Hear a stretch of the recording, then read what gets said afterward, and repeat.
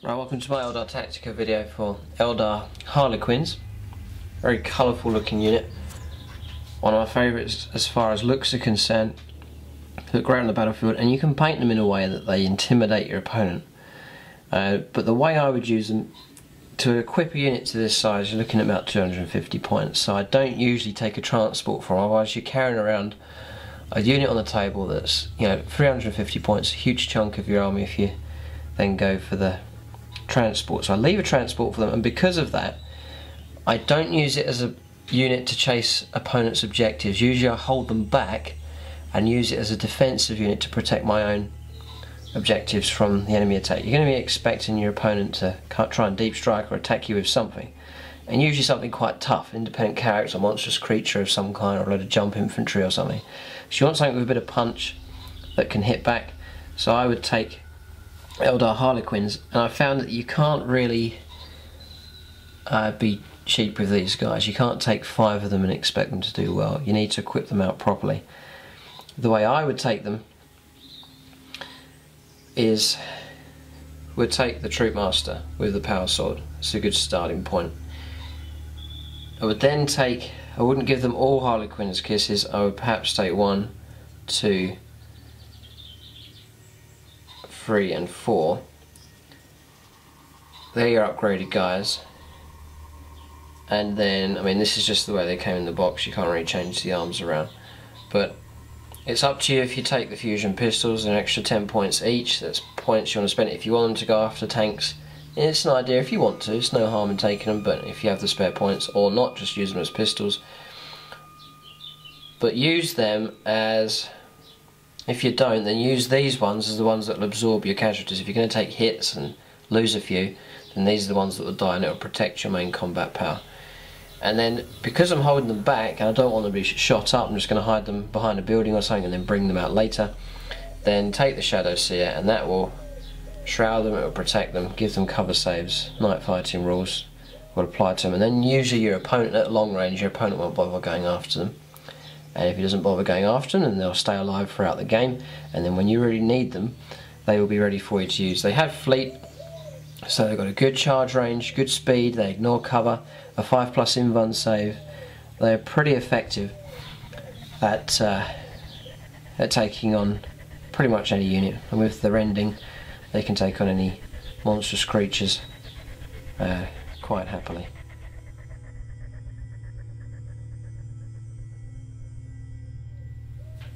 So here's a scenario for the Harlequins. Say you're defending your objective, and all of a sudden Blood Angel player brings down 5 assault terminators.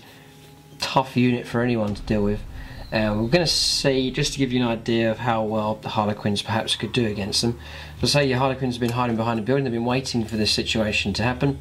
They've been preserved throughout the game, you haven't thrown them away, they haven't been shot up. So the unit's at full strength, and you move them in. There's terrain in the way, it doesn't matter, they ignore it. And then with the Shadow Seer, because you've got that unit, that figure, then you will count as having assault grenades, so you'll ignore any cover that the effects or the penalty for going through cover when you charge. So you're taking on terminators, it'd be worth firing your pistols and things that you have. Let's say that we've got the fusion pistols there, one's hit and there's no wounds, so it's almost a waste taking those in this situation. There's a couple of pistols here, there's 4, 5, 6, 7 pistols. We'll fire those in at 3s to hit, that's pretty good going. Strength 4, so 4s, yep, pretty good. So if he gets the dreaded 1s, then he's in a bit of trouble, and he gets one, and it will be this guy just about. So he's lost a figure, that helps, it really helps. So in they go. If you roll terribly, that's good there, then you get to reroll dice, that's helpful for charge range. So you don't want to lose, you want to be able to choose what casualties you take, so you want your figures spaced all the way around. That one would have made it around there. So now you've got an even spread, then you can choose which figures you'll take off as casualties. So in you go, he doesn't need to move to react to that. So Even if you've gone through cover, you're going to go first. Your initiative's very high compared to the Terminator, so you're wanting to knock them out before he can hit you back. Right, the cool thing about Harlequins is you've got a base of 2 attacks, then plus your weapons, and then your charge. You're on 4 attacks with those as well, which is really effective. So we'll do the Harlequin's Kisses first. So you've got 4 of those. 2, 3 and 4. You're on weapon skill 5. That's another advantage that you have with the Harlequins. You're on freeze to hit there. That's pretty good going. That is very good going there. So you've got all of those hits. And then now, with the rending rule, you're at Furious Charge, you're +1 strength. You're at 4s to wound, 6s to rend. And yeah, we've clocked a couple of rends there. That's great. And then 4s for the rest. So you're knocking up some good results there. That's great. And then we'll try and push up these regular saves. I mean, these can be just as effective to make your opponent do lots of saves. No matter how good his armour is, he's going to start losing figures. So you have 1, 2 and 3. They're able to make regular attacks. Still helpful enough. So they're on freeze again. Look at those hits. They've all hit there. That's quite exceptional. And then 4s. Yeah, that's good hits there. That's very good. So that's, they've actually caused 8. That's way above average, but we'll add them in. This is giving you a good idea. And then you've got the Troop Master, base of 3 for charging, and then weapons. He's on freeze, and then he wants 4s to wound with his power sword. So you've got knocked up another 2. And then the Shadow Seer, he'll get his attacks. I should have included him earlier. There's 2, and a wound as well. So you can now see the Terminators are in trouble. Roll up these regular wounds. Yeah, only 1s. He's in trouble. Oh dear. Yeah. Well, there's your wipeout. Then he had to make 3 up invuln saves as well, which he passed. So in fact, there, the rending and the power weapons, he saved all of those. You see, and that's where your expenses come in on your unit.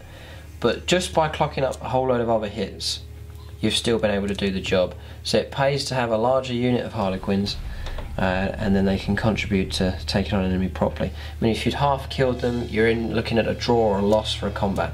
But if you hit him with enough strength, then the job's done properly. And I mean, these, if you total up the points, these are just over the value of those. But you've got the wipeout, which is what you want, or knocking them down to maybe 1, 2 or 1 figures left. Then that unit's in trouble. So that's how I'd use the Harlequins. Keep them out of trouble, keep them hidden, and then when the opponent makes his move on your objective, then you strike back hard with that unit. One tactic for the Harlequins in taking the fusion pistols is that you're able to, in the 6th edition rules now, you're able to blow up a transport vehicle and then you're able to charge the occupants from inside.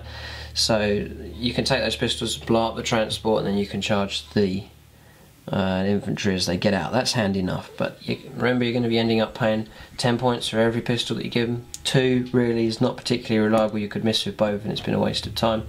Maybe you want 4 or 5 to be able to do the job, but then you're paying a lot of points to do that.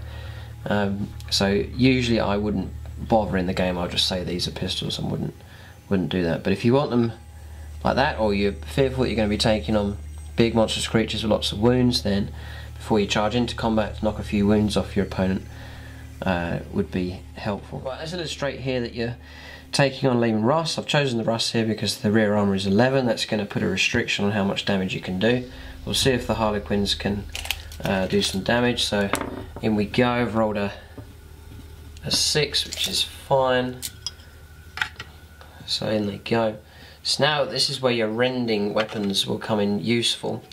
Most of your force has been relegated and is unable to have any impact on this particular assault. It's pretty desperate if you end up charging heavy vehicles. But we'll take the rends and we'll see what we can do, there's 4 kisses in there, so it gives you 12 attacks. Let's say the Russ has moved as well, just to make it even harder. So you want 3s to hit. So there's a few misses there. And now you're hoping for 6s on the round. So you might get a couple, which we get 1. So strength 4 and 6 is 10. And 3 is 12. So you've got your penetration. Even in that extreme circumstance, you've got a 2. So you, on a 2, you don't kill the vehicle, but in the game you've done something to it at least. It might be enough to get you out of some trouble. So the idea is they're just showing you the sort of restrictions on them. They're alright against vehicles, not too bad. It's armoured infantry targets are good. Just any type of infantry basically. Monstrous creatures again.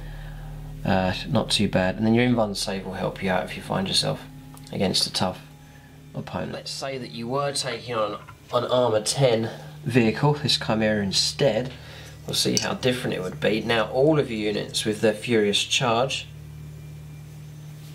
would be able to have an impact, so we'll go for the kisses again first of all.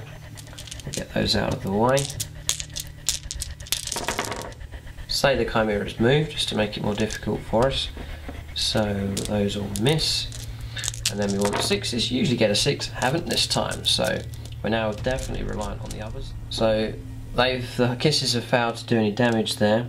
So we're going to put the Troop Master in, see what he can do. He's got some hits, that's good.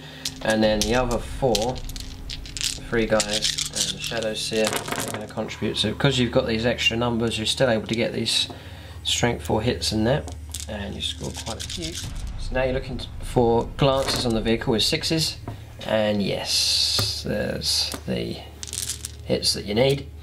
So you've still managed to destroy the vehicle. So not bad against vehicles, not the ideal target, but still worth going for it if you need to. But again, hold the unit back, keep them out of trouble, and then bring them out as and when you need them in the game. That's my Eldar Harlequins Tactica. Thanks for watching.